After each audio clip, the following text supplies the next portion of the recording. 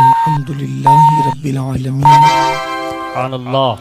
والعاقبۃ للمتقین والصلاة والسلام علی سید الانبیاء Wait a minute. والمرسلین Is it because وعلى آلہ واصحابہ الطیبین الطاہرین اما بعد فاعوذ باللہ من الشیطان الرجیم بسم اللہ الرحمن الرحیم قال رسول اللہ صلی اللہ تعالی علیہ وآلہ وسلم لرجل وهو يعظه اغتنم خمس قبل خمس حیاتك قبل موتك وصحتك قبل سقمك وفراغك قبل شغلك وشبابك قبل حرمك وغناك قبل فقرك او كما قال علیہ الصلاة والسلام صدق اللہ وصدق رسول اللہ صلی اللہ تعالی علیہ وآلہ وسلم غوث اعظم بمنی بے سر و ساما مدد قبل دین مدد کعبہ ایمان مدد انتظار کرم تست من عینی را اے خدا جو خدا بینو خدا دا مدد بگیردہ بے بلا افتادہ کشتی ضعیفانو شکستہ رات کشتی بحق کے خواجہ عثمان ہارون مدد کن مدد کن مدد کن یا معین الدین چشتی منبر پر رونق افروز یادگار اسلاف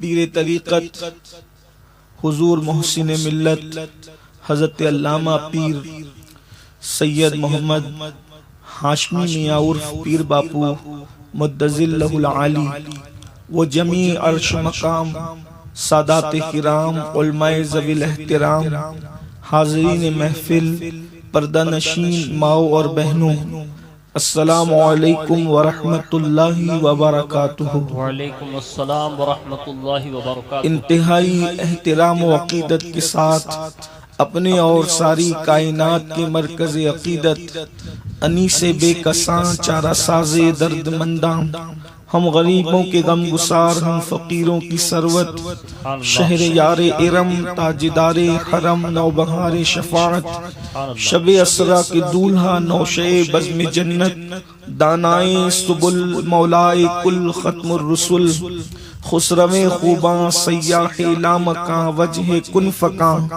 در اللہ المکنون سر اللہ المخزون عالم ما کانا وما یکون آبو گل انبیاء جانو دل اصفیاء مطلع ہر سعادت مقطع ہر سیادت خلاصہ کائنات فخر موجودات حضور احمد مجتبی محمد مصطفیٰ ارواحنا فدا صلی اللہ تعالی علیہ وآلہ وصحبہ وبارک وسلم کی بارگاہ بے کس پناہ میں جس طریقے سے پڑھاؤں بلند آواز سے میرے ساتھ مل کر پڑھیں. الصلاة والسلام علیکہ یا رسول اللہ الصلاة والسلام علیکہ یا رسول اللہ الصلاة والسلام علیکہ یا نبی اللہ الصلاة والسلام علیکہ یا نبی اللہ الصلاة والسلام علیکہ یا حبیب اللہ الصلاة والسلام علیکہ یا حبیب اللہ وعلی آلک و اصحابک یا نور اللہ وعلی آلک و اصحابک یا نور صلی اللہ اللہ تعالی علیہ وسلم. صلی اللہ تعالی علیہ وسلم. رخ دن ہے یا مہر سما یہ بھی نہیں وہ بھی نہیں شب زلف یا مشک ختام یہ بھی نہیں وہ بھی نہیں خورشید تھا کس زور پر کیا بڑھ کے چمکا تھا قمر بے پردہ جب وہ رخ ہوا سبحان اللہ. یہ بھی نہیں وہ بھی نہیں بلبل نے گل ان کو کہا قمری نے سروے جاں فضا حیرت نے جھنجلا کر کہا یہ بھی نہیں وہ بھی نہیں ممکن میں یہ قدرت کہاں واجب میں عبدیت کہاں ممکن میں یہ قدرت کہاں واجب میں عبدیت کہاں حیراں ہوں یہ بھی ہے خطا، یہ بھی نہیں وہ بھی نہیں، دن لہو میں کھونا تجھے، شب صبح تک سونا تجھے، شرم نبی خوف خدا، یہ بھی نہیں وہ بھی نہیں، رزق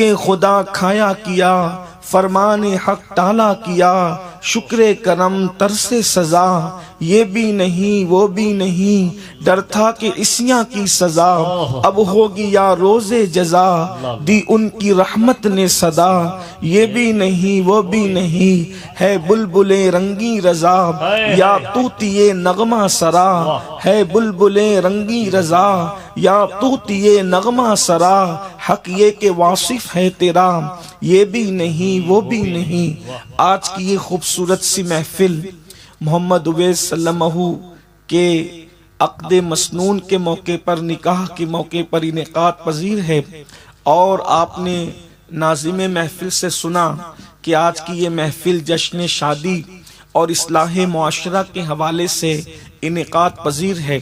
یہ بہت اچھی پیش رفت ہے، یہ بہت اچھا طریقہ ہے کہ ہم اپنی شادی کے موقع پر بھی ذکر رسول کریں، ذکر مصطفیٰ جان رحمت کریں، اس لیے کہ ہمارا عقیدہ تو ایمان والوں کا یہی ہے کہ ہمیں جو بھی خوشیاں ملتی ہے وہ آمینہ کے لال کے صدقے میں ملتی ہے، ہمیں جو بھی نعمتیں ملتی ہے مصطفیٰ جان رحمت کے صدقے میں ملتی ہے۔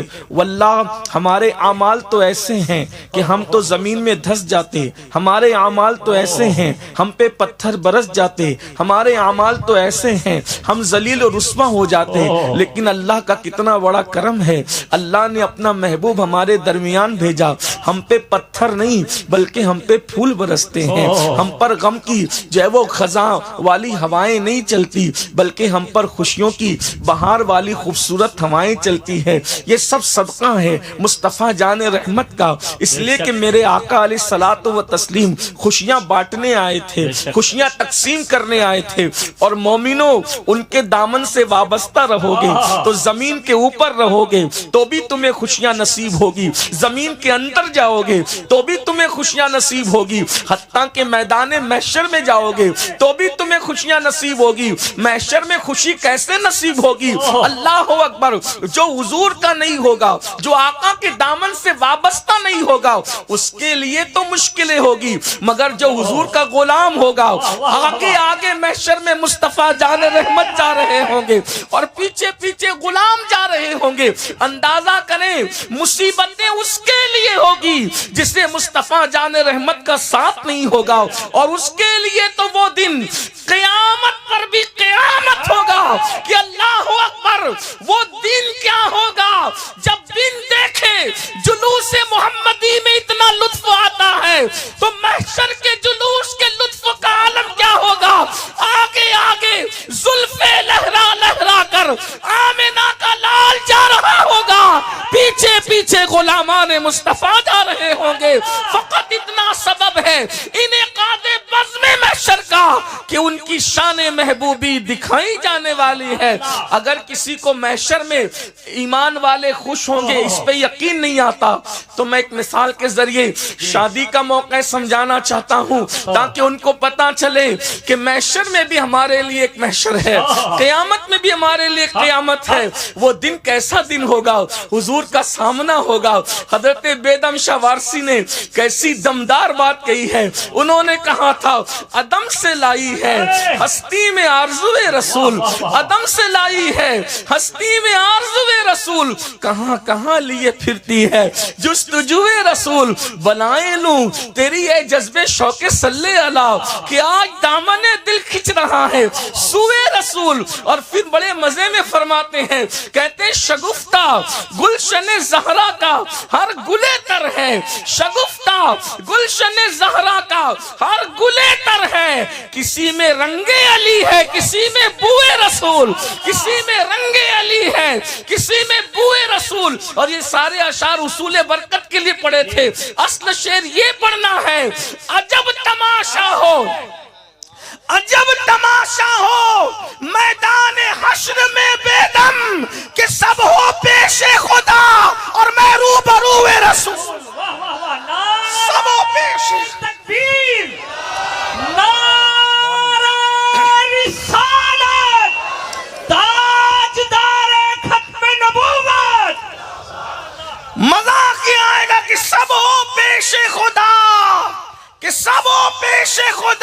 اور میں روبرو ارے جب ہم اپنے پیروں کے سامنے آتے ہیں تو اتنا مزہ آتا ہے. جب پیروں کے پیر مصطفیٰ جان رحمت کی جلوہ گری ہوگی تو مزے کا عالم کیا ہوگا, بلکہ مزے کو بھی مزے آ رہے ہوں گے.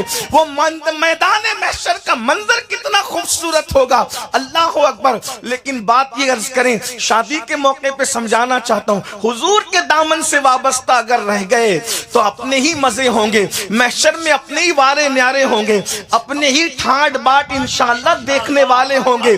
کیوں؟ اس لیے کہ دولہا مصطفیٰ جان رحمت ہوں گے اور پورا محشر ان کا براتی ہوگا. اللہ اکبر, کیا شان ہے میرے آقا کی, کیا مقام ہے میرے آقا کا. اللہ نے نبی دیا تو بھی نبیوں کا سردار دیا ہے. اللہ اکبر, سب کے لب پر نفسی نفسی ہے. آمنہ کے لال فرما رہے ہوں گے, انا لہا انا لہا انا لہا انا لہا, ادھر آؤ میں تمہیں بخشواؤں گا. یعنی کہ انہی کی شان, انہی کی عظمت, اور ان کی عظمت کے ڈنکے بج رہے ہوں گے. فقط اتنا سبب ہے انعقاد بزم محشر کا کہ ان کی شان محبوبی دکھائی جانے والی ہے. آپ نے دیکھا ہوگا کہ دولہا کے ساتھ باراتی آتے ہیں, دولہا کے ساتھ باراتی آتے ہیں تو بارات میں سب دولہا نہیں ہوتے, لیکن آنے والے ہر باراتی کی عزت کی جاتی ہے کیونکہ وہ دولہا کے ساتھ آئے.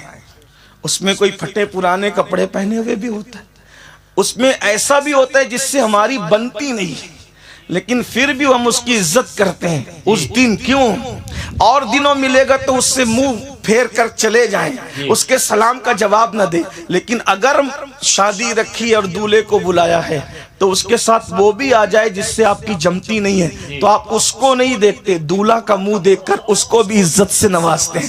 بس بلا تمثیل اللہ کی شان مثل مثال سے پاک ہے. جب محشر میں باراتی بن کے ہم جا رہے ہوں گے تو ہمارے جرموں کو نہیں دیکھا جائے گا, آمنہ کے لال کے صدقے ہمیں بھی عزت عطا کی جائے, محشر میں عزت دی جائے. بلکہ کیسی عزت ہوگی آپ کو بتاؤں, سوائق المحرکہ میں ابن حجر مکی مفتی اعظم مکہ لکھتے ہیں, اللہ پاک ارشاد, اللہ کا منادی ارشاد کرے گا, اے نبی اور آل نبی سے محبت کرنے والوں, تمہارے لیے دسترخوان لگا ہے, آؤ اپنے نبی اور آل نبی کے ساتھ بیٹھو اور تمہاری ضیافت کی جائے. اللہ اکبر, کیا وہ دن ہوگا. اللہ اللہ, امام میرے امام فرماتے ہیں, صبا وہ چلے کہ باغ پھلے, وہ پھول کھلے کہ دن ہو بھلے, لوا کے تلے ثنا میں کھلے, رضا کی زباں تمہارے لیے.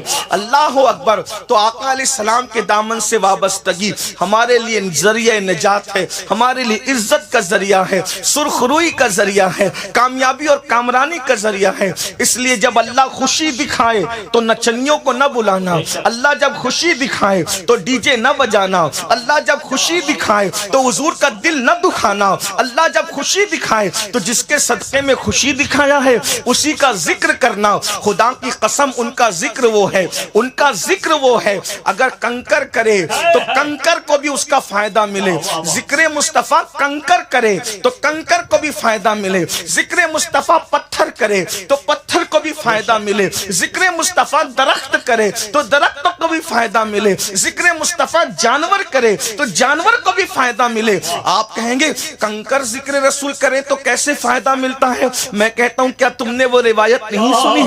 اللہ اکبر. ایک مکے کا گنڈا جس کو دنیا ابو جہل کے نام سے جانتی ہے, وہ اوباش اپنے ہاتھوں میں مٹھی میں کنکریاں رکھ کر لاتا ہے اور حضور سے پوچھتا ہے بتاؤ اس میں کیا ہے. اللہ اکبر. میرے کریم آقا اس کی نفسیات کو جانتے تھے کیونکہ میرے آقا ماہر نفسیات بھی تھے. اللہ اکبر. حضور کو اللہ نے ہر شان دی تھی, حضور ماہر نفسیات بھی تھے. آقا علیہ السلام جانتے تھے اگر میں کہہ دوں گا تو یہ دائیں بائیں سے رستے نکالے گا. تو آقا نے فرمایا ابو جہل میں کہوں کیا ہے, یا تیری مٹھی میں وہ کہہ دے کہ میں کون ہوں. تو اس نے کہا یہ تو اور بڑی بات ہوگی. فرمایا دیکھ کیا کہہ رہی ہے. اللہ اکبر. مٹھی میں جو کنکریاں تھی وہ کہہ رہی تھی محمد الرسول اللہ, محمد الرسول اللہ, حضور کا ذکر کر رہی تھی. اس نے جیسے ہی سنا حضور کے قدموں میں کنکری پھینکا اور بھاگ گیا. کیا پتا چلا؟ اللہ اکبر، کنکر نے ذکر رسول کر لیا، کنکر نے ذکر رسول کر لیا تو دشمن کی مٹھی سے نکل کر محبوب کے قدموں میں آنا نصیب ہو گیا. اللہ اکبر، اندازہ فرمائیں. اور آپ دیکھیں تقریر میں مقرر لوگ کسی کنکری کا ذکر نہیں کرتے، دلی ممبئی کی کنکری کا ذکر نہیں ہوتا، یا مکہ مدینہ منورہ کے ہر کنکر کا ذکر نہیں ہوتا. جن کنکریوں نے ذکر رسول کیا تھا مٹھی میں، آج وہ کنکریاں ذکر کی جا رہی ہیں. وہ درخت ابھی بھی تقریروں کا عنوان بنتا ہے، حدیث کی کتابوں کی زینت بنا ہوا ہے. جو درخت میرے آقا علیہ السلام کے عشق میں رویا تھا، جو میرے آقا کی محبت میں رویا تھا، تو ذکر مصطفیٰ بڑی چیز ہے. ان کا ذکر جب کیا جائے، جہاں کیا جائے، تمہارا نام یا رسول اللہ، تمہارا نام مصیبت میں جب لیا ہوگا، ہمارا بگڑا ہوا کام بن گیا ہوگا. گناہگار پہ جب لطف آپ کا ہوگا، کیا بغیر کیا بے کیا ہوگا، کیا بغیر کیا بے کیا ہوگا.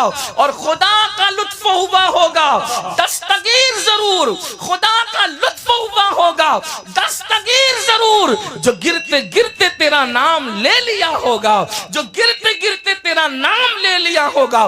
ذکر رسول کرتے رہو، جتنی کثرت سے ذکر رسول کرو گے اتنی برکتیں ملے گی. اللہ اکبر، اللہ رب ہو کر، خدا ہو کر، الہ ہو کر، وحدہ لا شریک ہو کر، وہ سب سے زیادہ جس کا ذکر کرتا ہے وہ ذکر مصطفیٰ ہے.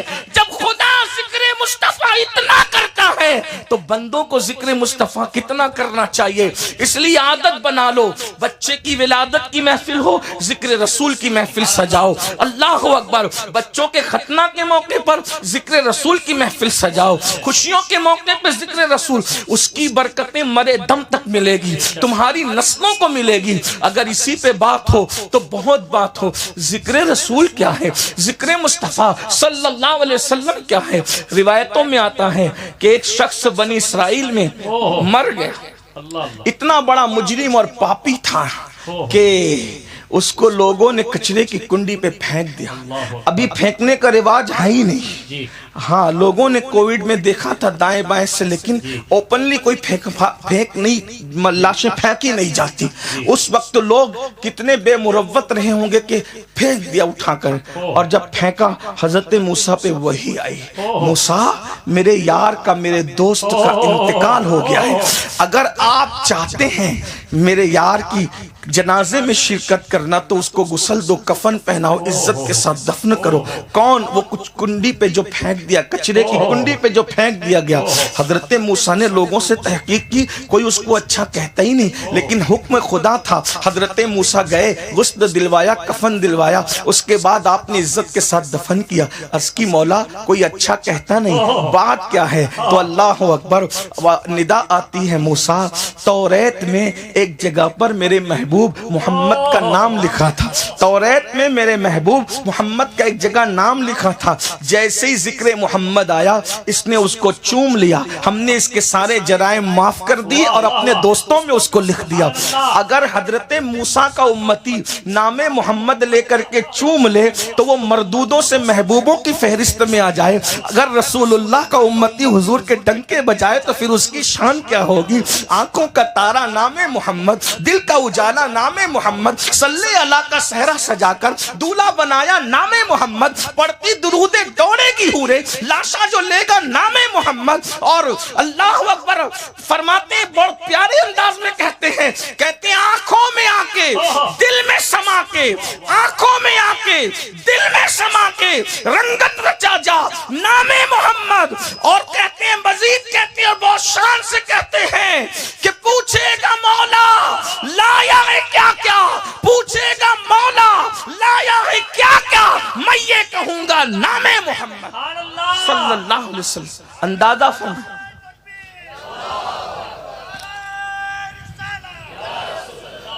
ہر وقت حضور علیہ السلام کا ذکر، حتیٰ کہ اللہ نہ کرے کسی کے گھر میت ہو جائے تو بھی ذکر رسول. غم میں ذکر رسول کرو گے تو غم ختم ہو جائے گا، خوشی میں کرو گے تو خوشیوں میں اضافہ ہو جائے گا. یہ بہت اچھی پہل ہے. بہت خوبصورت پہل ہے، اور ہمیں یہ بات پورے گجرات ہی میں نہیں پورے ہندوستان میں عام کرنا چاہیے کہ رت جگہوں میں ناچ نہیں ہوگا، رت جگہوں میں ذکر مصطفیٰ ہوگا۔ شادی سے پہلی رات میں جو ہے ڈھول تاشے باجے نہیں ہوں گے، بلکہ ذکر مصطفیٰ صلی اللہ علیہ وسلم ہوگا، اس کی برکتیں آپ کو نصیب ہوگی۔ میں نے ایک حدیث مبارکہ پڑھی ہے، امام حاکم نے اپنی مستدرک میں اس کو نقل کیا ہے، میں بغیر کسی تمہید کے، اس لیے کہ تمہید کی جگہ ان برکت والے جملوں نے جو میں ہدیہ تبریک کے طور پر دولہا کے گھر والوں کو پیش کرنا چاہتا تھا، تمہید کا وقت تو اس نے لے لیا، اس لیے اب کوئی نئی تمہید کے لیے وقت کم ہے اور گفتگو وقت پر مکمل کرنی ہے۔ اللہ کے رسول صلی اللہ علیہ وآلہ وسلم کی حدیث ہے، حضرت سیدنا حبر الامہ رئیس المفسرین عبداللہ ابن عباس رضی اللہ تعالیٰ روایت کرتے ہیں کہ اللہ کے رسول صلی اللہ علیہ وآلہ وسلم نے ارشاد فرمایا، آقا علیہ السلام نے کسی کو نصیحت کرتے ہوئے ارشاد فرمایا کہ 5 باتوں سے پہلے 5 باتوں کو غنیمت جاننا، 5 باتوں سے پہلے 5 باتوں کو غنیمت جاننا۔ یاد رکھنا، جب اللہ نعمت دیتا ہے اس نعمت کی قدر کر لینا، کیونکہ جب وہ نعمت چلی جاتی ہے تو انسان پچھتاتا رہ جاتا ہے۔ یاد رکھیے، قدر نعمت بعد زوال، اس لیے 5 نعمتوں کا ذکر اللہ کے رسول صلی اللہ علیہ وآلہ وسلم نے فرمایا، 5 نعمتوں کا ذکر، اور اس کے ختم ہونے سے پہلے کے لیے آقا ارشاد فرماتے ہیں 5 کو 5 پر غنیمت جانو، یعنی 5 سے پہلے 5 کو غنیمت جانو۔ اور آقا علیہ الصلوۃ والتسلیم ارشاد فرماتے ہیں پہلی نعمت کیا ہے؟ فرمایا ہے آقا علیہ السلام نے، حیاتک قبل موتک، اپنی زندگی کو موت سے پہلے غنیمت جانو۔ زندگی سب سے بڑی نعمت ہے، زندگی سے بڑی نعمت کیا ہو سکتی ہے؟ ہم اس زندگی کی قدر نہیں کر رہے ہیں، زندگی کی ناقدری کر رہے ہیں۔ آپ سے میں پوچھتا ہوں، اگر کسی کی زندگی ختم ہو جائے، ڈاکٹر کے سامنے وہ آخری ہچکی لے رہا ہو، امریکہ کا ہو، یورپ کا ہو، عرب کا ہو، عجم کا ہو، کتنا بھی بڑا ڈاکٹر ہو، سائنسداں ہو، کتنا بھی ماہر ہو، کیا آخری ہچکی لیتے ہوئے انسان کو 1 سیکنڈ کوئی بڑھا سکتا ہے؟ اس کا 1 سیکنڈ، توجہ فرمائیں۔ اگر آپ پوری دنیا کی دولت کو تول دیں ایک پلڑے میں اور دوسرے پلڑے میں 1 سیکنڈ رکھیں، صرف 1 سیکنڈ، 60 سیکنڈ کا 1 منٹ ہوتا ہے، 1 سیکنڈ اس کو بچا لو ڈاکٹر صاحب، دنیا کے سارے ڈاکٹر بھی بچا سکتے۔ بلکہ بڑی بات آپ کو کہوں، موت کا فرشتہ بھی روح نکالتے وقت اس کی 1 سیکنڈ میں اضافہ نہیں کر سکتا، موت کا فرشتہ نہیں کر سکتا، اس کو اختیار نہیں ہے۔ اللہ نے اپنے کلام میں فرما دیا، جس کی موت کا جب وقت متعین ہو گیا، 1 سیکنڈ پہلے اور 1 سیکنڈ بعد نہیں ہو سکتا، اسی وقت اسے موت آئے گی۔ اس سے پتا چلا زندگی کتنی قیمتی ہے۔ اور اللہ کے رسول علیہ السلام فرما رہے ہیں، حیاتک قبل موتک، تو اپنی موت سے پہلے، روح نکلنے سے پہلے زندگی کو غنیمت جان۔ اور آج سب سے زیادہ ہم اپنی زندگی کو ضائع کر رہے ہیں، 1 سیکنڈ ہمیں موت سے قریب کر رہا ہے، 1 منٹ ہمیں موت سے قریب کر رہا ہے، جو گھنٹہ گزرا ہے وہ گھنٹہ ہمیں موت سے قریب کر رہا ہے۔ امام راضی فرماتے ہیں، سورۃ العصر کی تفسیر مجھے کیسے سمجھ میں آئی؟ فرمایا میں نے برف بیچنے والے کو دیکھا تو مجھے سورۃ العصر کی تفسیر سمجھ میں آئی۔ قرآن کہتا ہے والعصر، زمانے محبوب کی قسم، ان الانسان لفی خسر، انسان گھاٹے میں ہے۔ تو گھاٹے میں تو انسان گھاٹے میں کیسے؟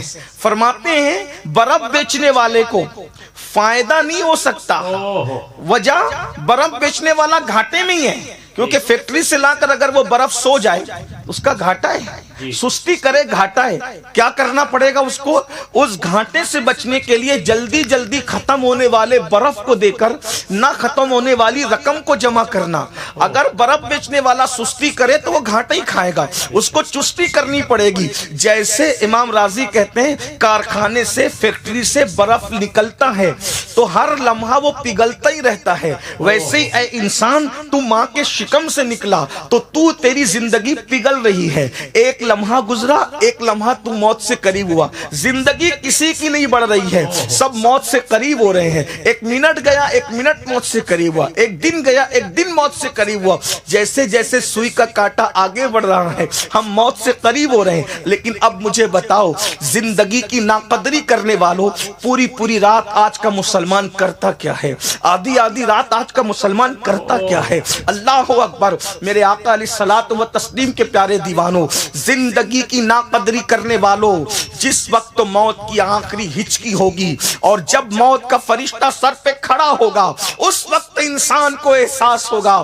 ہائے میری کتنی قیمتی زندگی میں نے ضائع کر دیا، میری زندگی کا اثاثہ ختم ہو گیا. اللہ اکبر. ایک بزرگ فرماتے ہیں کہ میں اپنے دوست کی قبر پر گیا. قبر پہ جانے کے بعد میں نے دعا کی، اے اللہ اس کے حالات مجھ پر منکشف کر دے، یہ میرا دوست ہے. ایسے میں میری آنکھ لگ گئی اور میں سو گیا تو میں نے خواب میں کیا دیکھا؟ میرا دوست کہتا ہے یار جب تک زندگی تھی زندگی کی اہمیت مجھے معلوم نہ تھی، جب تک میں عمل کر سکتا تھا عمل کی اہمیت مجھے معلوم نہ تھی. مجھے نہیں پتا تھا کہ جمعہ کی 2 رکعت پڑھی جائے تو اللہ مقبول حج کا ثواب عطا فرماتا ہے. مجھے نہیں پتا تھا، میں نے نمازیں ضائع کی، میں نے وقت ضائع کیا. میرے بھائیوں یہ جو نیکیاں کرنے کا زندگی میں موقع ہے اس کو غنیمت جان لو. دیکھو زندگی میں نیکی کر سکتے ہو، مرنے کے بعد نیکی نہیں کر سکو گے. اور کیسی نیکی؟ ماں باپ کو دیکھو تو مقبول حج کا ثواب مل رہا ہے، قرآن کو دیکھو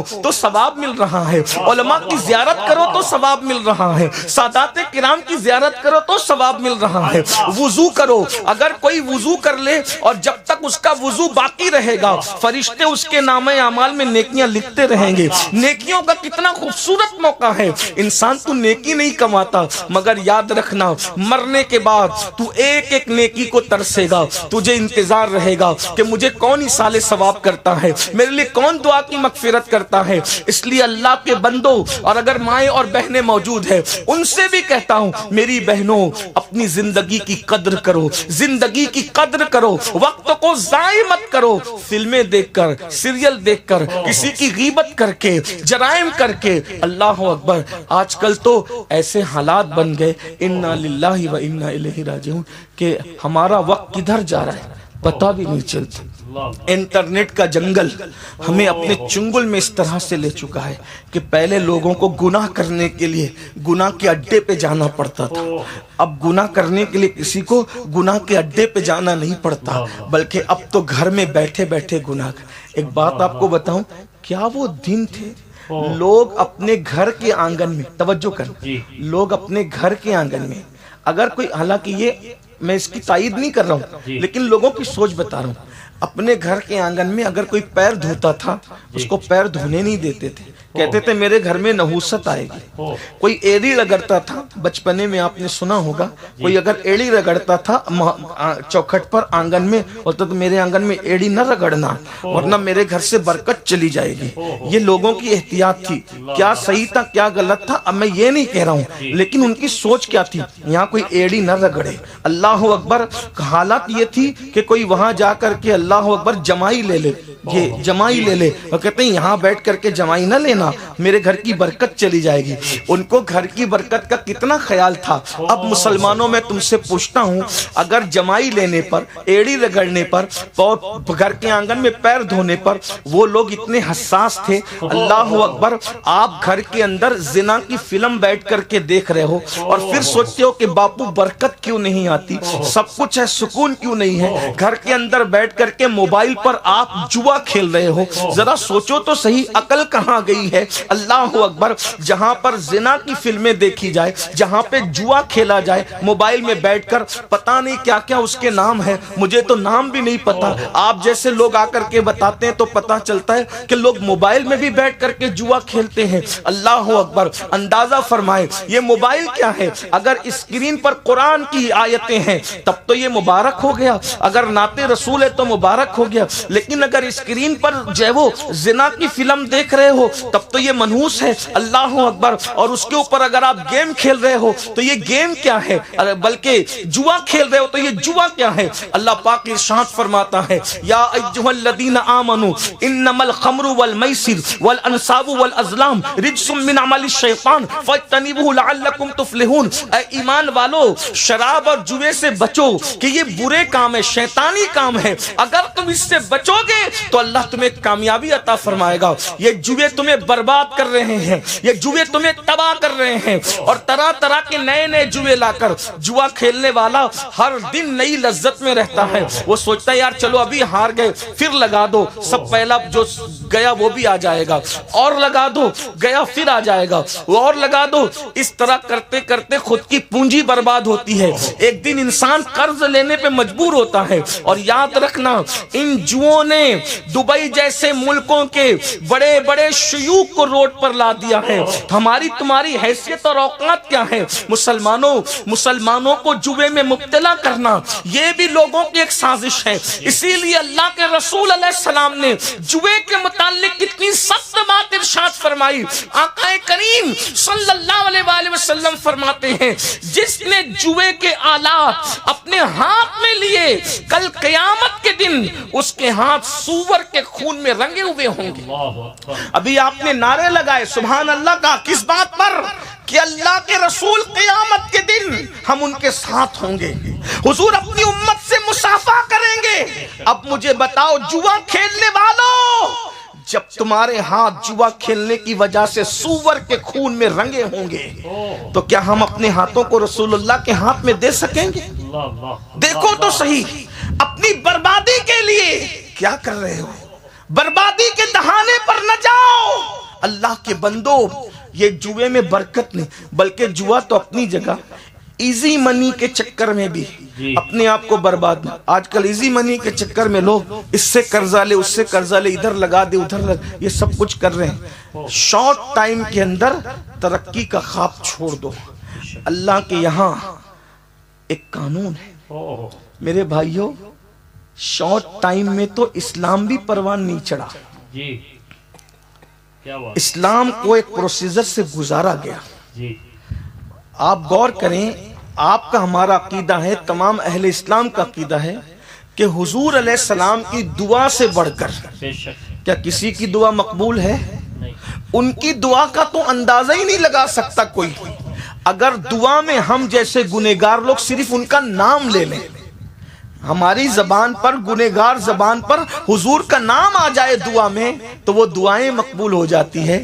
جب جانے دعا خود دعا کریں تو اس وقت تو دعا کا مقام کیا ہوگا؟ بلکہ دعا کی معراج ہوگی جب میرے آقا دعا کریں۔ میرے امام کہتے ہیں عنایت کا جوڑا، اجابت کا صحرا، دلہن بن کے نکلی دعائیں محمد، اجابت میں جھک کر گلے سے لگایا بڑی ناز سے جب دعائیں محمد۔ حضور نے 23 سال تک محنت کیوں کی؟ کعبے کا غلاف پکڑ لیتے، دعا کرتے اللہ پوری دنیا میں ایمان عطا کر دے، کیا رد ہوتی؟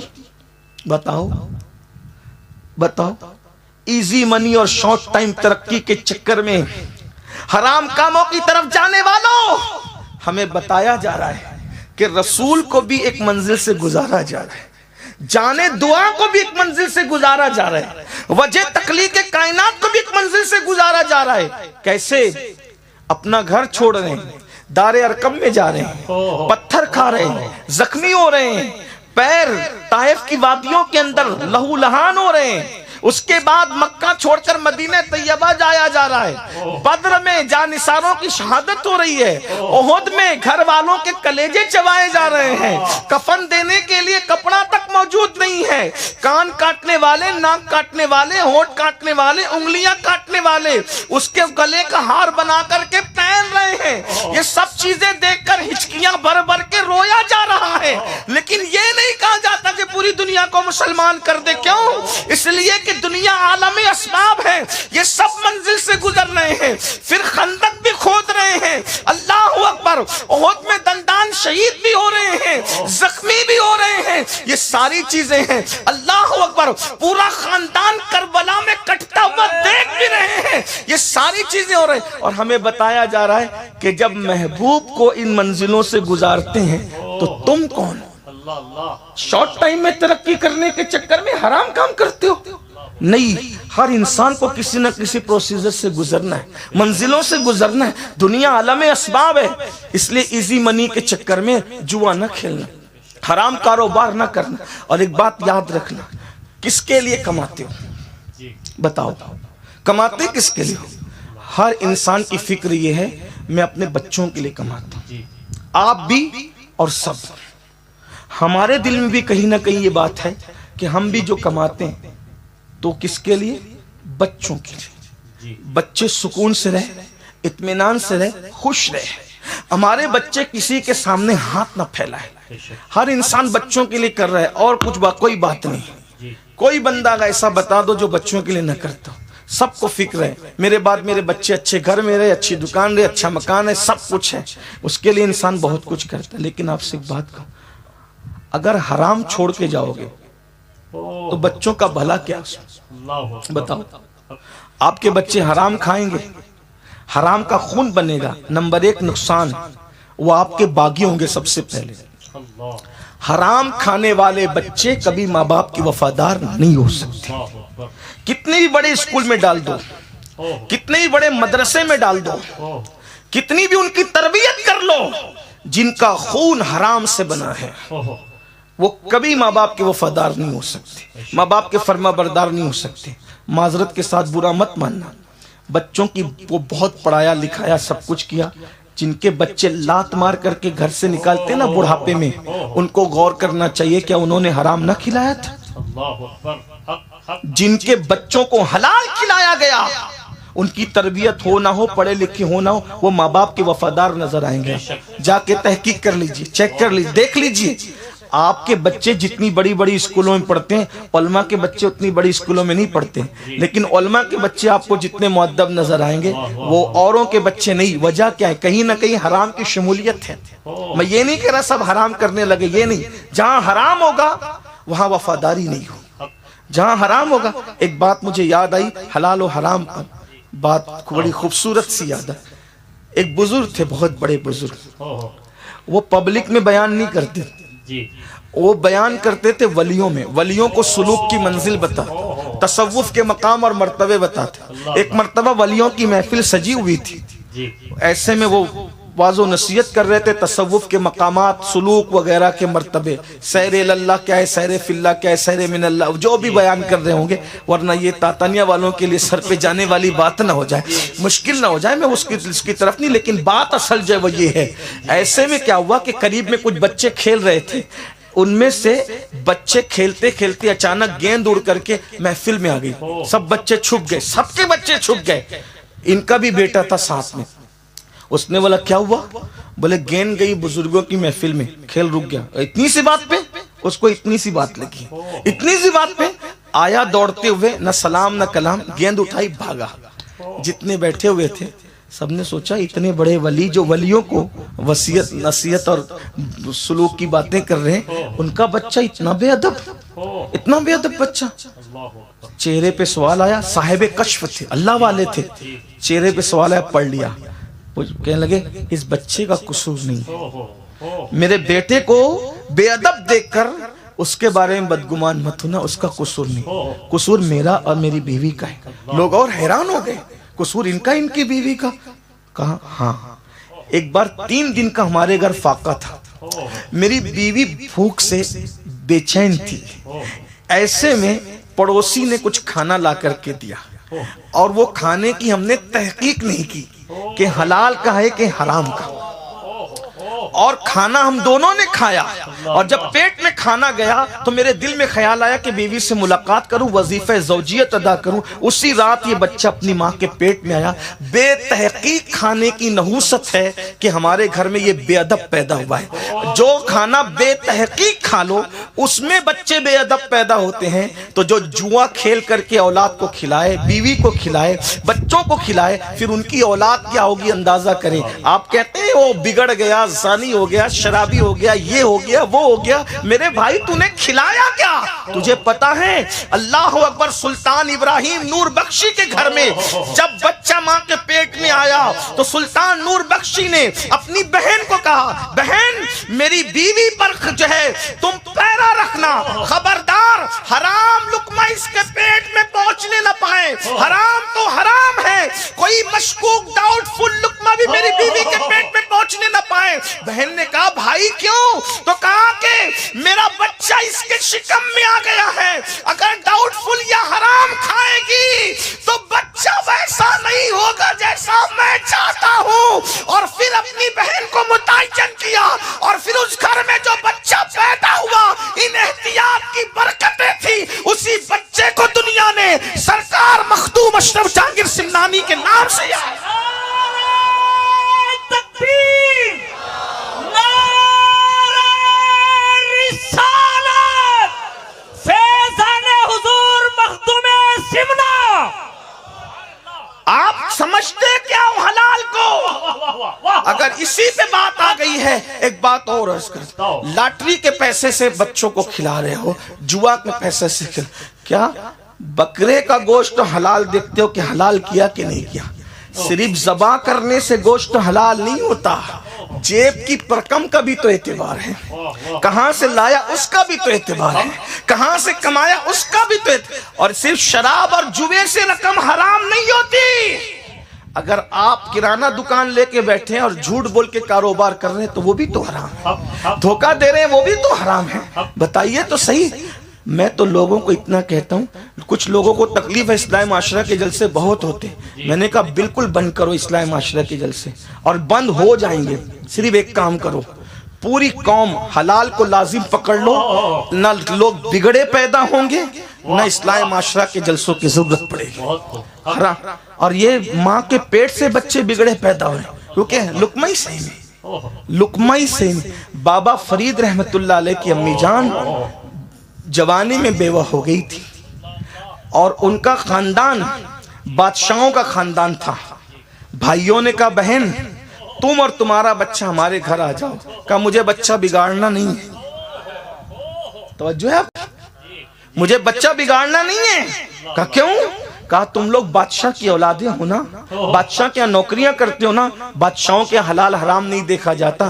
میں اپنے بچے کو چرخہ کاٹ کے کھلاؤں گی، میں اپنے بچے کو فاقے سے رکھوں گی، لیکن ڈاؤٹ فل لقمہ اس کے پیٹ میں جانے نہیں دوں گی۔ اندازہ کریں، اور پھر وہی شہزادہ جسے دنیا بابا فرید الدین گنج شکر کہتے ہیں۔ یہ حلال لقمے کی برکتیں ہیں۔ آج ہمارے بچے نمازی بھی نہیں ہیں۔ اگر میری جان بخشی ہو تو میں یہ بات حق کے طور پہ کہہ دوں، دیندار باپ کے یہاں بھی بچے نمازی نہیں ہیں، مذہبی طبقے کے گھروں میں بھی بچوں میں شرافت نہیں ہے الا ماشاءاللہ۔ کیوں؟ اس لیے کہ سب کا لقمہ چیک کرو۔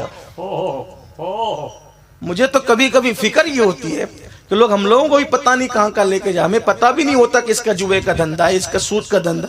ڈر لگتا ہے، اب تو یہ ڈر لگتا ہے کہ کس کے یہاں کھائیں کس کے یہاں نہ کھائیں۔ داڑیاں خوبصورت ہے، ٹوپیاں خوبصورت ہے، کپڑے خوبصورت ہے، باتیں ولی جیسی ہے، لیکن دھندا دیکھ لو، دیکھ لو۔ اور بڑی معذرت کے ساتھ آپ لوگ بھی جب بلاتے، تاتانیہ والے ایسے نہیں، لیکن ایک بات میں ایگزامپل اپنے اوپر مت لینا، بات کے طور پہ کی جاتی ہے، اس کو کسی غلط لوگ بھی بلاتے ہیں، سوچتے سب سے بڑا مالدار کا گھر کس کا ہے، وہاں روکو حضرت کو، پھر چاہے اس کا حرام کا ہو حلال کا ہو ایسا ہو، نہیں دیکھتے ہیں۔ بس کیا اے سی رہنی چاہیے، پنکھے رہنے چاہیے، گدے رہنے چاہیے۔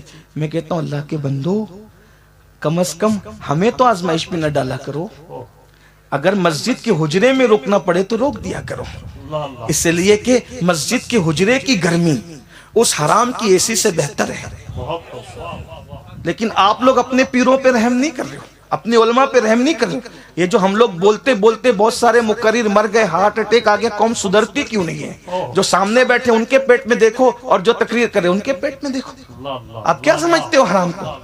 ایک دن حجاج بن یوسف کوفہ آیا اور کوفہ کا گورنر بنا، جی تو کسی نے اس کے کان میں پھونکا، حجاج تو بڑا ظالم ہے۔ مولا علی کی بددعا سے پیدا ہوا تھا وہ۔ اب تک آپ نے سنا ہوگا دعا سے پیدا ہونے والے بددعا سے بھی کوئی پیدا ہوتا ہے۔ ہاں، حجاج بن یوسف مولا کائنات کی بددعا سے پیدا۔ کوفہ والوں نے بہت ستایا آپ کو، بہت ستایا، یہ الگ داستان ہے، بہت ستایا۔ مولا پاک نے ایک دن تنگ آ کر دعا کی، اللہ اتنے نیک انسان کو یہ ستاتے ہیں، کس کو؟ جس کو سید الابرار کہا گیا، وہ جسے سید العرب کہا گیا، وہ جسے کل ایمان کہا گیا، وہ جسے سید السادات کہا گیا، وہ جسے آبروی ولایت کہا گیا، وہ جسے خاتم ولایت کہا گیا، وہ جسے اخیر رسول کہا گیا، وہ جو زوج بطول، وہ جو ابو الحسنین، وہ جو ابو الائمہ، اللہ اکبر، جس کا چہرہ دیکھنا رسول اللہ نے عبادت کرا، اس علی مرتضیٰ کو اتنا ستایا کہ مولا کائنات قوم کے ستانے پہ تنگ آ گئے۔ اللہ اتنے نیک انسان کو یہ ستاتے ہیں، مجھے اٹھا لے، اب مجھے بلا لے اپنے پاس، اور مجھے اٹھا کر اتنا ظالم انسان ان پر مسلط کر دے، ان پر ظالم مسلط کر، تاکہ ان کے ظلم کا مزہ وہ چکھائے۔ بعض صوفیہ کہتے ہیں جس دن مولا علی کی شہادت ہوئی اسی دن حجاج پیدا ہوا۔ یہ مولا علی کی بددعا کا نتیجہ ہے یہ حجاج، اور اس نے علماء اور ائمہ، صحابہ، تابعین چھری سے ذبح کرتا تھا۔ بدوں کے چکر میں نیکوں کو بھی اس نے بدبخت نے ہلاک کیا۔ حضرت سیدنا عبداللہ ابن زبیر جیسی ہستی، عبداللہ ابن زبیر جیسی ہستی، یہ صدیق اکبر کے نواسے ہیں، اور اللہ کے رسول صلی اللہ علیہ وآلہ وسلم کے رشتے میں بھانجے لگتے ہیں، اس اعتبار سے کہ حضرت اسماء حضور کی سالی تھی، تو یہ سالی کے بیٹے، اور زبیر پھوپھیزاد بھائی تھے، بھائی کے بیٹے، یعنی بھانجے اور بھتیجے دو رشتے ہیں ابن زبیر کے، اندازہ کریں، ان کو سولی پہ لٹکایا، اور سولی پہ لٹکایا، اتنے دن تک لٹکا کے رکھا کہ حضرت اسماء بوڑھی ہو چکی تھی اور بینائی کمزور ہو چکی تھی، تو کسی نے لے جاتے کہا اسماء تیرا بیٹا تو ابھی تک سولی پہ لٹکا ہے، تو روتے ہوئے کہتی ہے کیا اس سوار کے لیے وقت نہیں آیا کہ سواری سے اتر جائے؟ دفن بھی نہیں، اتنا ظالم تھا۔ لیکن بہرحال تو حجاج کو کسی نے کہا، اگر آپ کی توجہ ہے تو، میں تو حدیث پڑھنے چلا تھا لیکن بات اس طرف آ گئی، تو چلتے ہیں اسی طرف، اللہ کی مرضی ہے، جو بات ہے اللہ کرے کسی کے دل پہ اثر کرے۔ حجاج کو کسی نے کہا حجاج تو بڑا ظالم ہے، بہت بے باک ہے تو، لیکن تجھے یاد رکھنا چاہیے کوفے میں 5 بزرگ ایسے ہیں جو کسی کے لیے دعا کرتے ہیں تو بھی قبول ہوتی ہے، اور بد دعا کرتے ہیں تو بھی قبول ہوتی ہے۔ دیکھ اگر تو نے ظلم کیا نا، وہ 5 میں سے ایک نے بھی ہاتھ اٹھا دیا تو تو اٹھ جائے گا، تیرا معاملہ خراب ہو جائے گا۔ حجاج نے کہا علاج کر لوں گا اس کا بھی۔ حجاج نے کیا کہا؟ علاج کر۔ اس کو علامہ اسماعیل حقی نے لکھا ہے، جس کو میں اپنے الفاظ کے جامع میں پیش کروں۔ اس نے کہا میں علاج کر لوں گا اس کا۔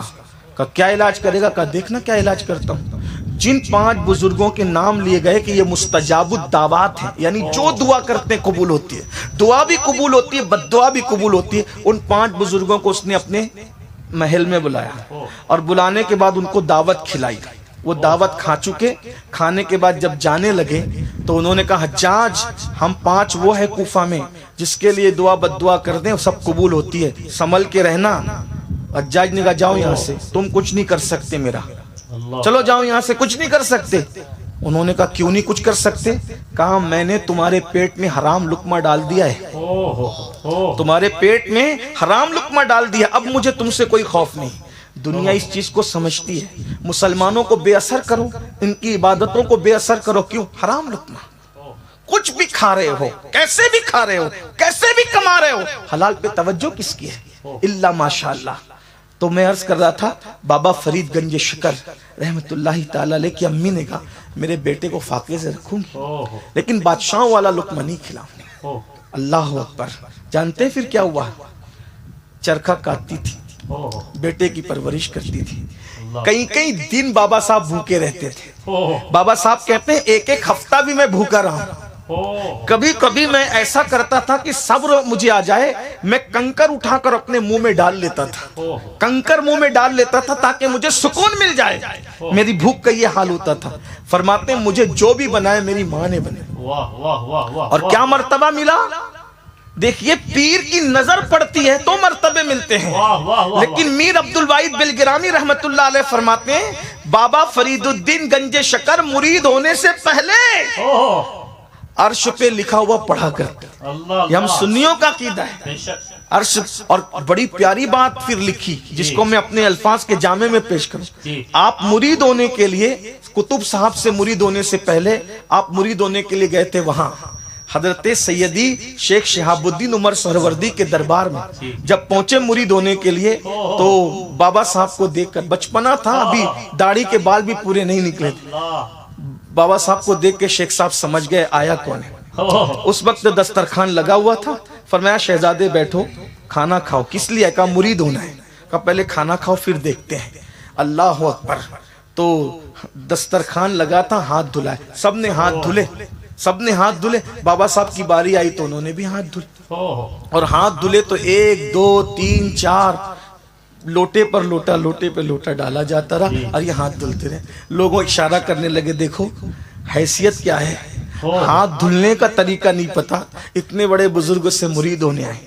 شیخ صاحب سمجھ گئے، شیخ شہاب الدین عمر سہروردی جن کے بارے میں ہمارے مرشد غوث پاک فرماتے ہیں شہاب الدین تجھ جیسا ولی قیامت تک اب عراق میں تیرے بعد پیدا نہیں ہو سکتا، اتنے بڑے ولی۔ تو لوگ کہتے ہیں کہ ان کو طریقہ نہیں ہاتھ دھونے کا۔ کھانا ہو گیا، کھانے کے بعد مختصر میں ہاتھ دھل لیا۔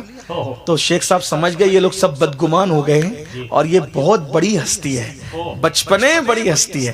تو فرمایا کہ شہزادے ایک سوال پوچھنے کا۔ کیا بابا صاحب؟ فرمائیں۔ تو کہا کہ ہاتھ دھلنے میں اتنا پانی ضائع کرنا، اس کی تو اسلام اجازت نہیں دیتا۔ کہا اگر حضور گستاخی معاف ہو تو عرض کر دوں۔ کہا کہو۔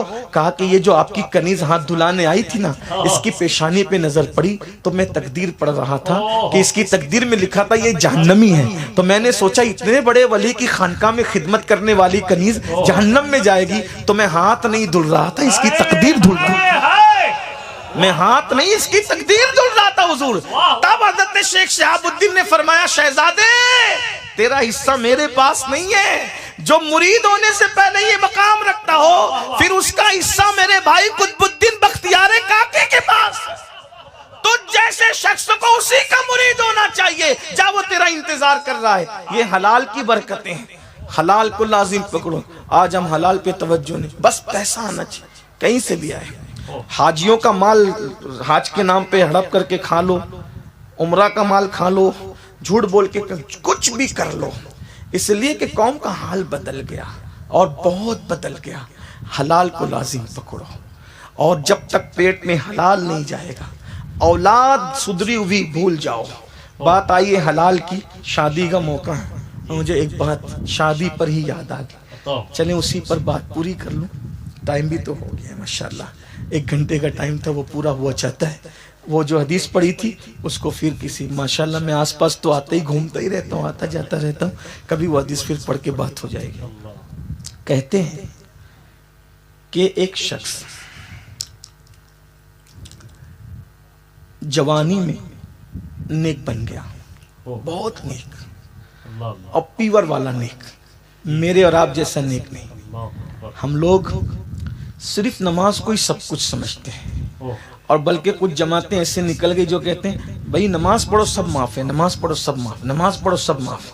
پھر آدمی کیا کرتا ہے، نماز پڑھ کے نکلتا ہے، ٹوپی جیب میں رکھتا ہے، عورتوں کو پاپ کی نظر سے تکتا ہے، حرام دھندے سود کے دھندے بھی کرتا ہے، کسی کا مال ہڑپ کر لیتا ہے، خوب گبن کر لیتا ہے، پھر اس کے بعد چند دنوں کے لیے چلا جاتا ہے، 40 دن 4 مہینے پتہ نہیں کیا کیا، اور اس کے بعد جب واپس آتا ہے تو یہ آدم مولوی بن جاتا ہے، اور اتنی پرہیزگاری کی باتیں کرتا ہے کہ مولوی صاحب بھی اس کے سامنے شرماتے نظر آتے کہ کیا پرہیز۔ میرے بھائیوں اگر کسی کا مال ہڑپ کیا ہے تو اس کی توبہ حج نہیں ہے، اس کی توبہ دین کے نام پہ نکلنا نہیں ہے۔ جس کا مال ہڑپ کیا ہے جب تک ایک ایک پیسہ اس کا واپس نہیں کرو گے کوئی توبہ نہیں ہے، کوئی توبہ کا ڈھونگ مت رچاؤ، یہ اللہ کو کوئی دھوکہ نہیں دے سکتا، ہر چیز کی توبہ الگ الگ ہے۔ اگر بے نمازی پن سے توبہ کی ہے، توبہ کر لیا، معاف کر دیا اللہ نے، جتنی نمازیں چھوٹی تھی چھوڑنے کا وبال معاف ہو گیا، لیکن قضا ابھی باقی ہے، آپ کو ادا کرنا ہے۔ اسی طرح سے زکوٰۃ کی توبہ کی، جو زکوٰۃ آپ کے ذمے باقی ہے حساب لگا کر کے ادا کرو۔ کسی کی غیبت کی تھی اور اس کو پتا چل گیا اور غیبت سے توبہ کی، تو جس کو پتا چل گیا اس سے معافی بھی مانگو، اور اگر نہیں پتا چلا صرف توبہ کرنا کافی ہے۔ تو سب کی توبہ الگ الگ ہے، یہ نہیں کہ کان پکڑ کے استغفر اللہ کر لیے جلسے میں اور اس کے بعد پاک ہو کر چلے گئے، ایسا نہیں ہے۔ حضرت امیر خسرو بہت پیاری بات کہتے ہیں، بہت کٹھن ہے ڈگر پن گھٹ کی، کیسے کہ بھر لاؤں مدوا سے مٹکی۔ آسان نہیں ہے، پل صراط پہ چلنا آسان ہے، راہ شریعت پہ چلنا آسان نہیں ہے۔ اور جو راہ شریعت پہ چل گیا پھر اس کے لیے پل صراط پر وہ پلک جھپکتے گزر جائے گا۔ تو نیک بنو تو صحیح صحیح بنو، پیور پیور بنو۔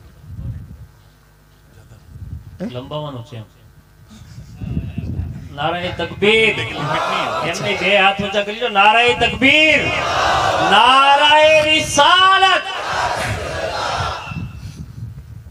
اصل میں میں یہ چاہتا ہوں کہ لوگ پک کر تھک کر گھر جانے لگے اس سے پہلے ہم چلے جائیں، اور یہی بات اچھی ہے۔ مجھے میرے قائد میرے امیر محترم نے فرمایا کہ باپو کتنا ہی بڑا جلسہ ہو گھنٹے بھر تقریر کیا کرو، زیادہ نہ کیا کرو۔ اور ان کی بھی عادت ہے کہ وہ 50 منٹ 45 منٹ کرتے ہیں، لاکھوں کا مجمع ہو تو بھی اتنا، سینکڑوں کا ہو تو بھی، مجھے بھی نصیحت فرماتے ہیں۔ بہرحال لیکن چونکہ آپ کا شوق ہے، تاتانیہ والوں کا شوق ہے، تو میں کچھ بات کہوں گا۔ تو عرض یہ کر رہا تھا پیور پیور نیک۔ دیکھو اگر اللہ کے لیے نیک بننا ہے تو سچے دل سے نیک بنو، سب آسان ہو جائے گا، سب رستے آسان ہو جائیں گے۔ تو کہتے ہیں کہ ایک نوجوان واقعی نیک بن گیا، بڑا پرہیزگار۔ وہ جوان مسجد میں رہتا اور اذان دیتا۔ آج کل اذان دینے کو بھی لوگ شرماتے ہیں، شرم آتی لوگ کو اذان دینے کے لیے، مگر یاد رکھنا اذان کی فضیلت یہ ہے، آقا علیہ السلام ارشاد فرماتے ہیں جو فی سبیل اللہ اذان پڑھے وہ قیامت کے دن عرش کے سائے میں رہے۔ بہت برکت ہے اذان کی۔ صرف جو اذان پڑھتا ہے نا، تو جتنے کلمات اذان کے ہیں اللہ تعالیٰ اس کا ڈبل اس کو لاکھ کے اعتبار سے ثواب عطا کرتا۔ اذان کے 15 کلمات ہیں، جس نے پوری اذان پڑھی اللہ اس کو 30 لاکھ نیکیاں عطا فرماتا ہے، 30 لاکھ اس کے گناہوں کو معاف فرماتا ہے۔ یہ اس کی شان ہوتی ہے۔ اور اس کی گردن بلند ہوگی، مؤذن کی گردن بلند ہونے کا مطلب یہ نہیں کہ گردن بڑی ہو جائے گی، گردن کہتے ہیں نا اس کا سر فخر سے اونچا ہو گیا، تو اللہ پاک ان کے سروں کو اونچا کرے گا فخر سے، اور بلال حبشی آگے آگے ہوں گے اور مؤذن لوگ ان کے پیچھے پیچھے ہوں گے۔ یہ اذان کی برکت ہے۔ آج کل لوگ مؤذن کو حقیر سمجھتے ہیں، بے عزت کرتے ہیں۔ نہیں، اللہ کے بندو، وہ اللہ کا منادی، اللہ کا منادی، وہ روزانہ تمہیں اٹھاتا ہے، بلاتا ہے اللہ کی طرف۔ اور اذان دینے کے بعد اس کی اذان سن کر جتنے نمازی آتے ہیں اللہ سب کے ثواب میں کمی کیے بغیر سب کے برابر اس کو ثواب عطا کرتا ہے جس نے اذان پڑھی تھی۔ یہ اذان کی برکت ہے۔ اللہ اکبر۔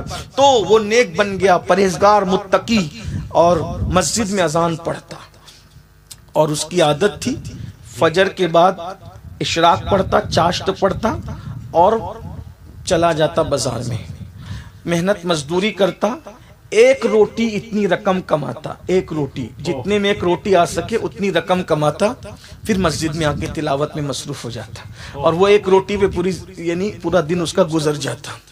اس مسجد کے اندر ایک امام تھے، ان کا نام تھا قاضی نوح، بہت بڑے قاضی، بادشاہ کے مقرر پہ۔ جو قاضی کس کو کہتے ہیں؟ جو چیف جسٹس ہوتا تھا، جج، اس کو قاضی کہتے تھے۔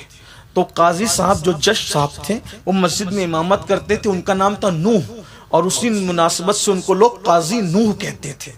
تو قاضی نوح کی ایک بیٹی تھی، ایک لوتی بیٹی تھی، بڑی نیک تھی، پارسا تھی، پرہیزگار اور متقی تھی۔ تو قاضی صاحب سوچتے تھے کوئی لڑکا مل جائے، کوئی لڑکا مل جائے۔ بیٹی کے لیے باپ پریشان ہوتا ہے نا، کوئی لڑکا مل۔ ہم بھی چاہتے ہیں بچی اگر پرورش پاری کوئی لڑکا مل۔ ہمیں کیسا لڑکا چاہیے؟ ہمیں لڑکا چاہیے بالکل اسمارٹ، ہیرو، داڑھی مڈانے والا اور جینس ٹی شرٹ پہننے والا، سوٹ بوٹ والا، اس کا بنگلہ ہو، اس کی کاریں ہو، میری بیٹی کو سکھ سے رکھ سکے۔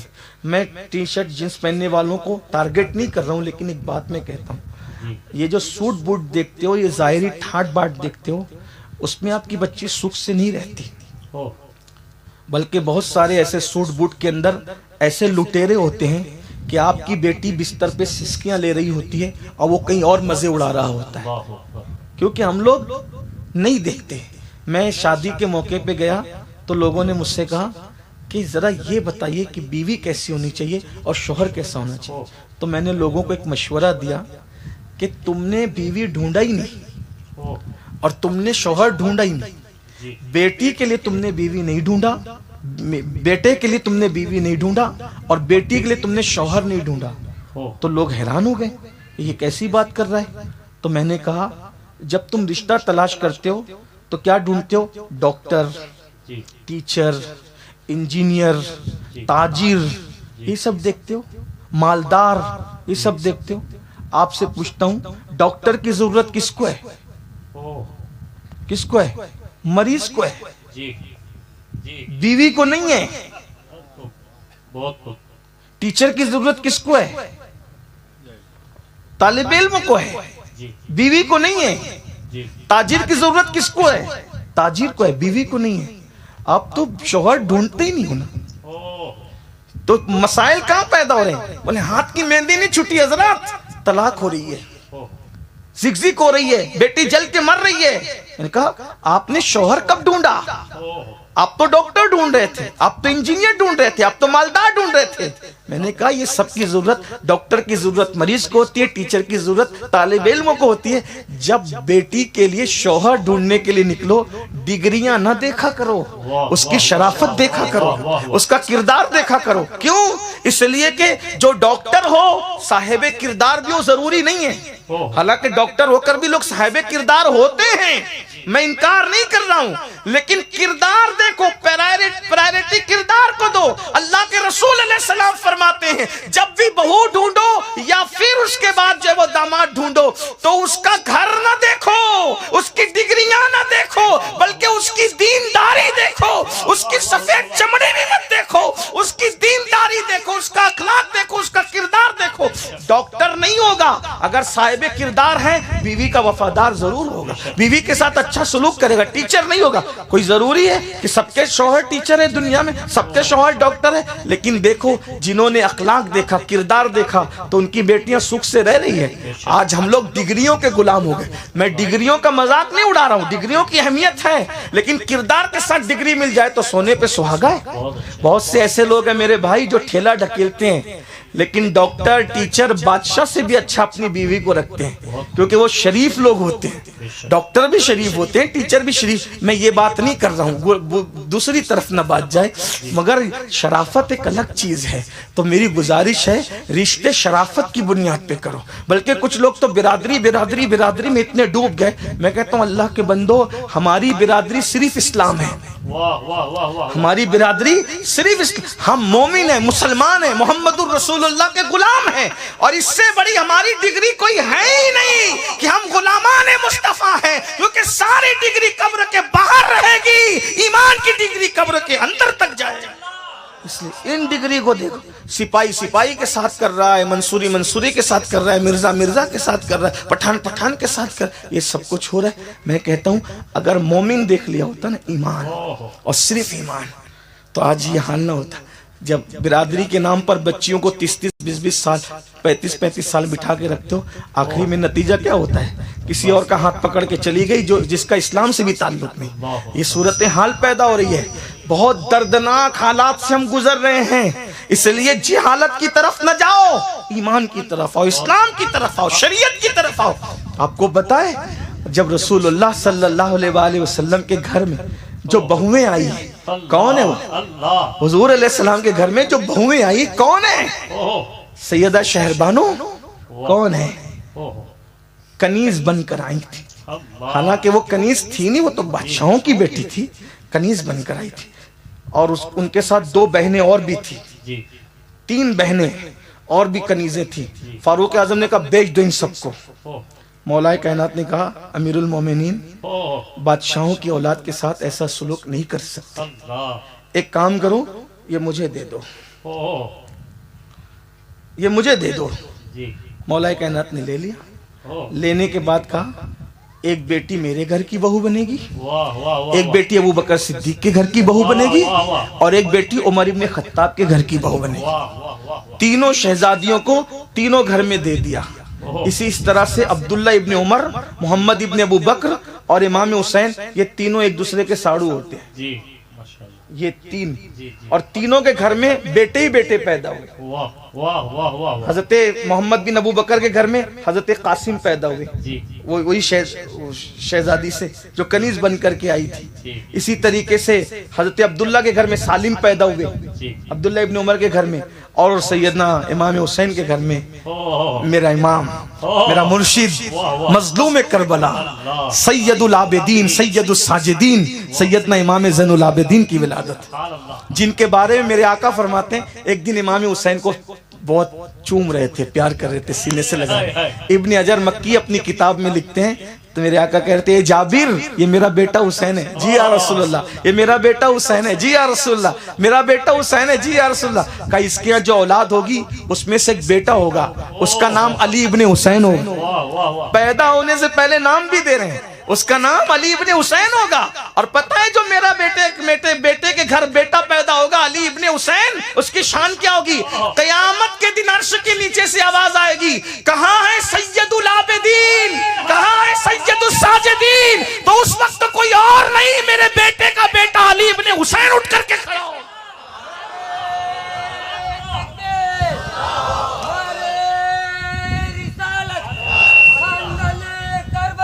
سبحان اللہ سبحان اللہ، تو جس وقت یہ شہزادیاں آئی، آپ کو بتاؤں ان کا خاندان کون سا تھا؟ کسی نے تانا دیا، جی تانا دینے والے لوگ، کسی نے تانا دیا، کنیزوں کو بیوی بنا لیا۔ ہائے ہائے ہائے، اب ذرا غور سے جواب سنیے، کنیزوں کو بیوی بنا لیا۔ امام حسین نے فرمایا کیا رسول اللہ سے کوئی افضل ہے؟ کیا رسول اللہ سے کوئی افضل ہے؟ کنیزوں کو بیوی بنا لیا، تانا دیتے ہو؟ کیا رسول اللہ نے حضرت ماریہ قبطیہ کو شرف نہیں بخشا؟ اور اللہ کی شان دیکھو، حضور علیہ السلام کی ساری اولاد حضرت خدیجہ سے پیدا ہوئی، اور ابراہیم حضرت ماریہ سے پیدا ہوئے، اور ماریہ سے پیدا کیا ہوئے؟ گویا کہ نبی کے بیٹے کی ماں بن گئی حضرت ماریہ۔ تو فرمایا جب وہ کنیز کو شرف اور عزت بخشتے ہیں تو ہم نہ بخشیں؟ اور پھر حضور علیہ السلام نے حضرت ماریہ قبطیہ جو ہم سب کی ماں ہو گئی، اللہ اکبر، ان کو شرف بخش کر اپنے شہزادے کی ماں بنا دیا، اور میرے امام حسین نے کنیز بن کر آنے والی شہربانوں کو اپنے نانا کے نقش قدم پہ چلتے ہوئے اماموں کی ماں بنا دیا۔ یہ جتنے امام ہیں، امام زین العابدین، امام باقر، امام جعفر صادق، امام موسیٰ کاظم، امام علی رضا، امام تقی، امام نقی، امام حسن عسکری، کس کے بیٹے ہیں؟ یہ سب سیدہ شہربانوں کی اولاد ہے نا، سب کی دادی ہوتی ہے، کسی کی امی ہوتی ہے۔ اللہ اکبر، یہ شان۔ تو یہ برادری کا چکر چھوڑ، اپنی برادری کیا ہے؟ محمد الرسول اللہ کی غلامی ہے۔ بس ایمان دیکھو، یہ دے دو بیٹیاں، ایمان دیکھو، کر لو بیٹیاں، یہی کرو۔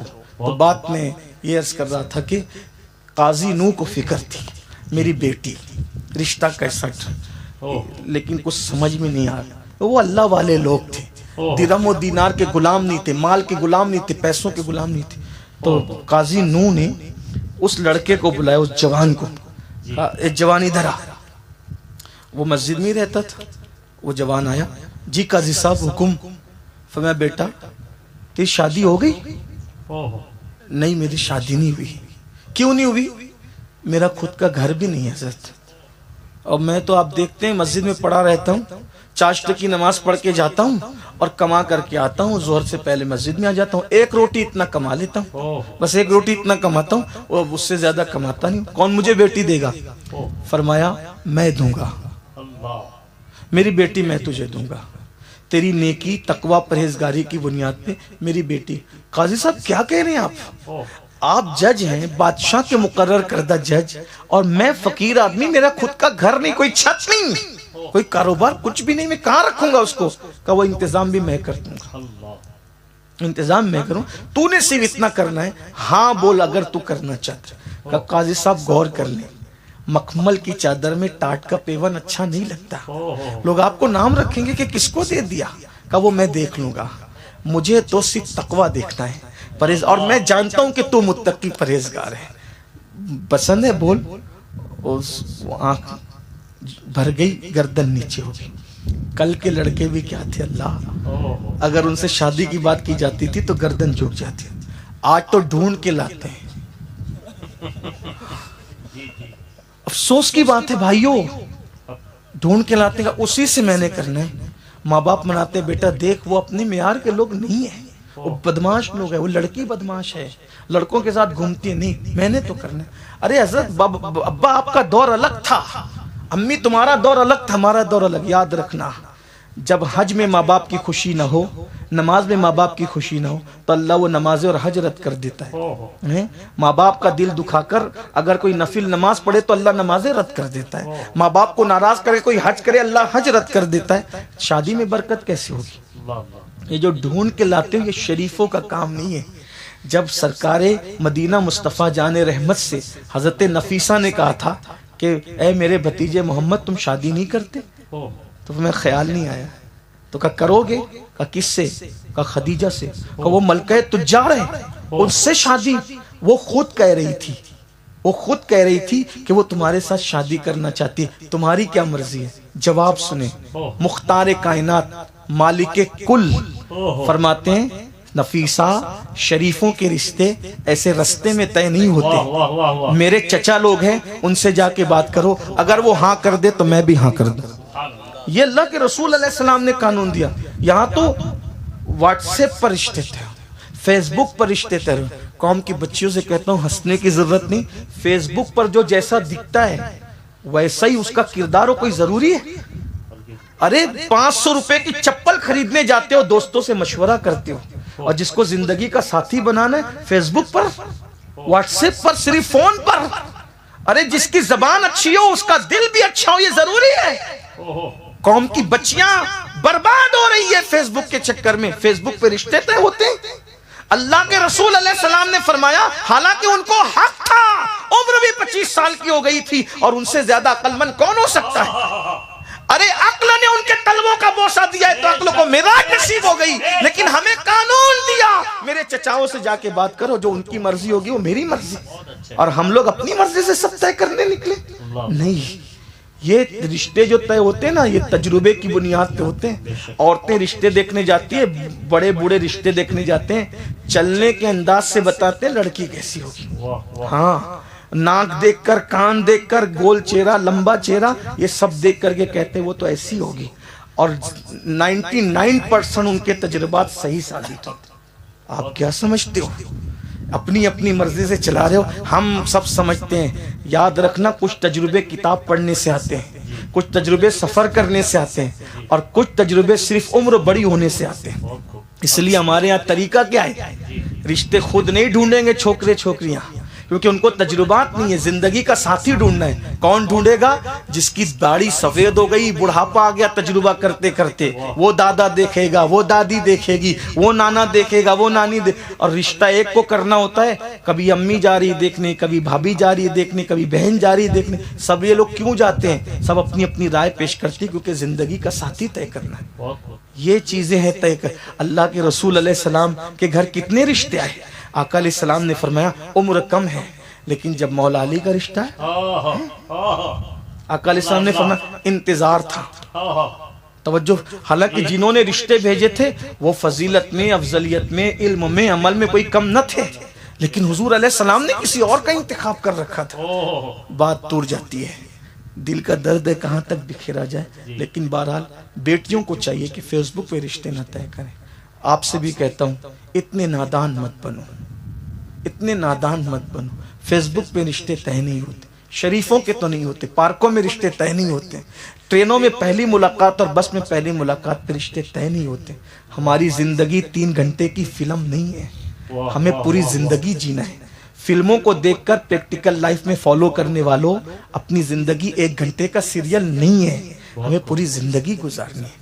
جن کے ماں باپ فیس بک پر اور یوٹیوب پر رشتے طے کرتے ہیں، ان کی اولاد کو جوان ہونے کے بعد پھر اچھے رشتے نہیں آ سکتے، لوگ ان کو اپنا نہیں سکتے۔ عورتیں کہے گی اس کی ماں تو فیس بک پہ رشتہ طے کر کے بھاگ کے آئی تھی، اس کے باپ نے تو واٹس ایپ پہ اس کو پٹایا تھا، فون کر کے اس سے افیئر کر لیا تھا۔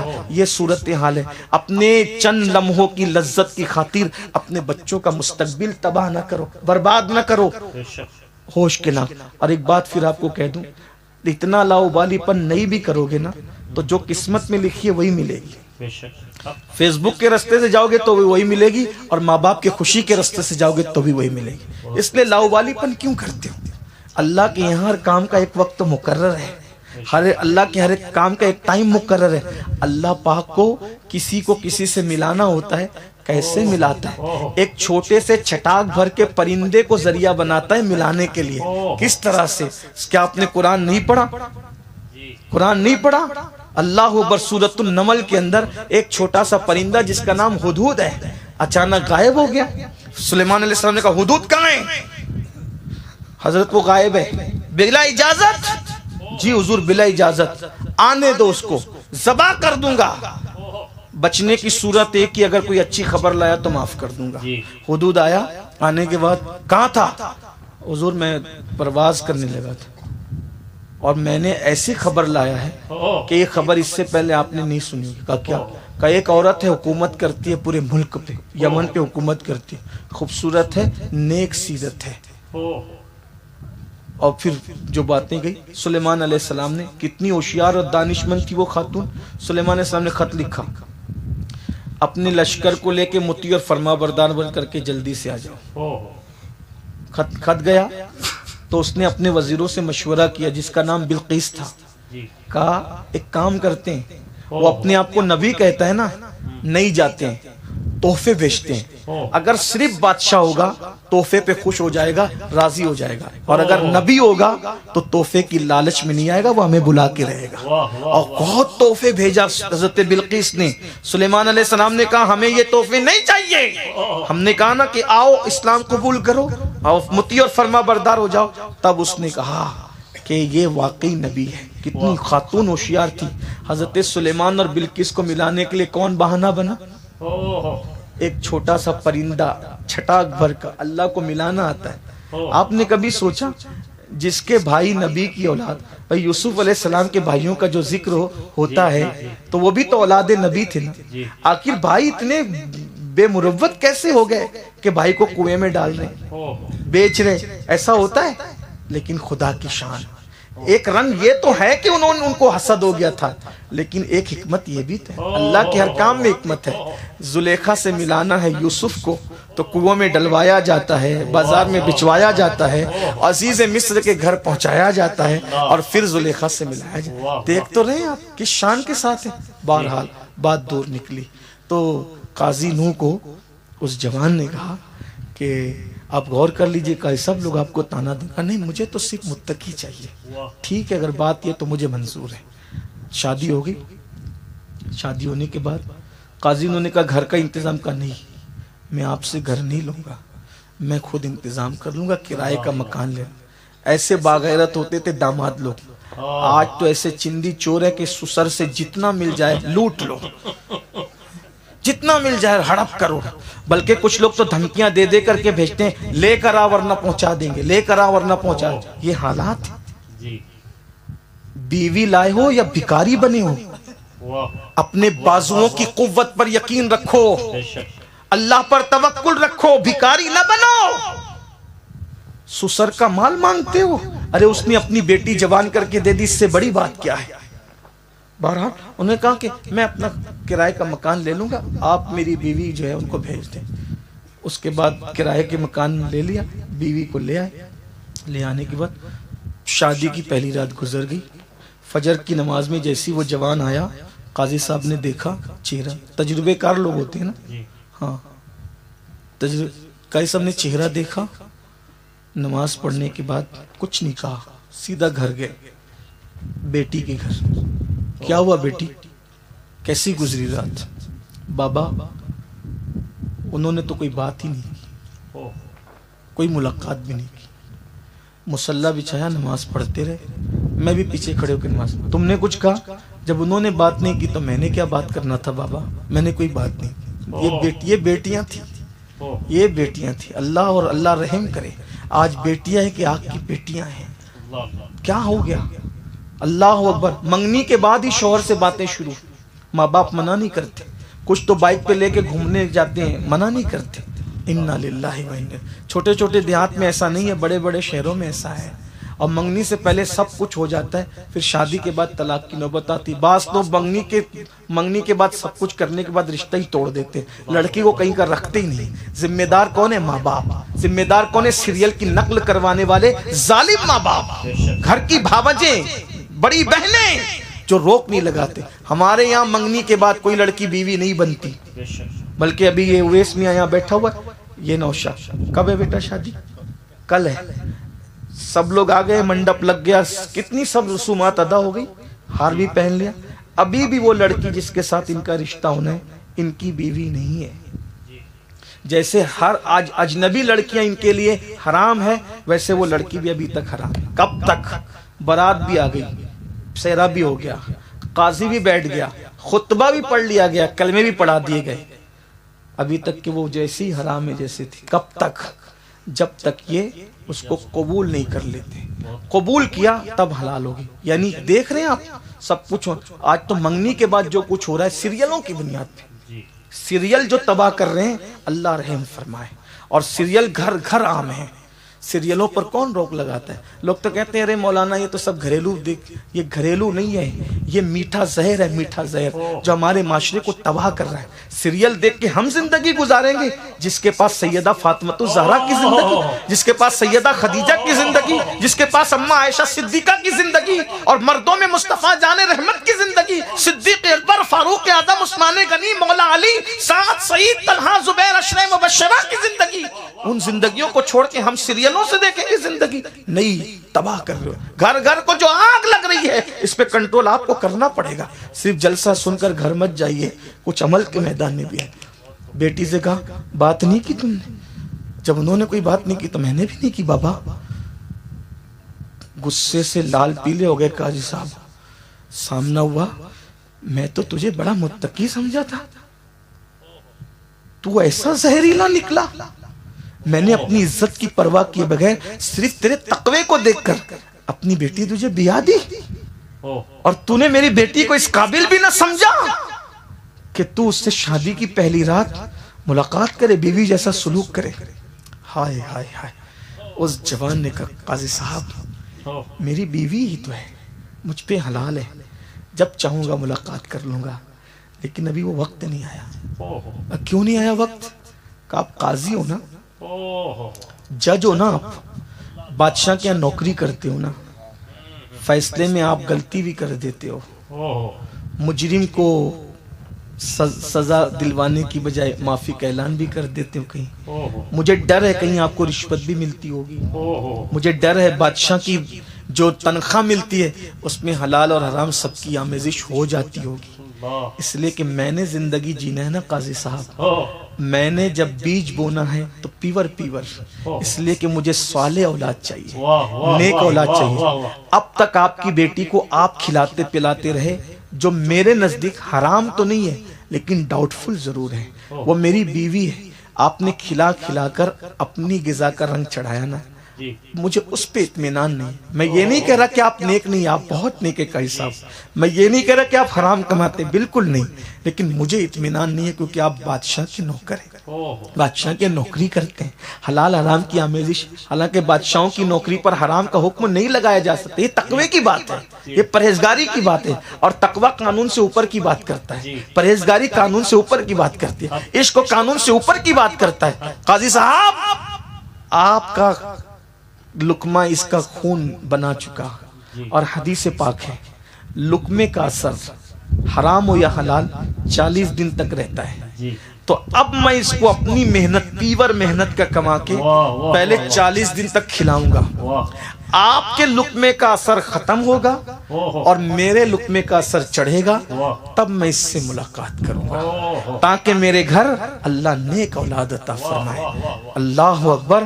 قاضی صاحب کے تو گمان میں بھی نہیں تھا تھا, پیشانی چوم لی اور کہا میں جتنا تجھے پارسا سمجھ رہا تھا تو اس سے زیادہ پارسا نکلا, اللہ تجھے جزائے خیر دے. اور اس کے بعد پھر کیا ہوا, 40 دن گزرے اور 40 دن کے بعد اس جوان نے اپنا لقمہ کھلا کھلا کر بیوی کی پرورش کی اور 40 دن کے بعد پھر ملاقات کی. اللہ کی شان, جس رات ملاقات ہوئی اسی رات اللہ کی شان, اللہ نوازتا ہے تو کس شان سے, پہلی ہی رات میں بچہ ماں کے شکم میں آ گیا.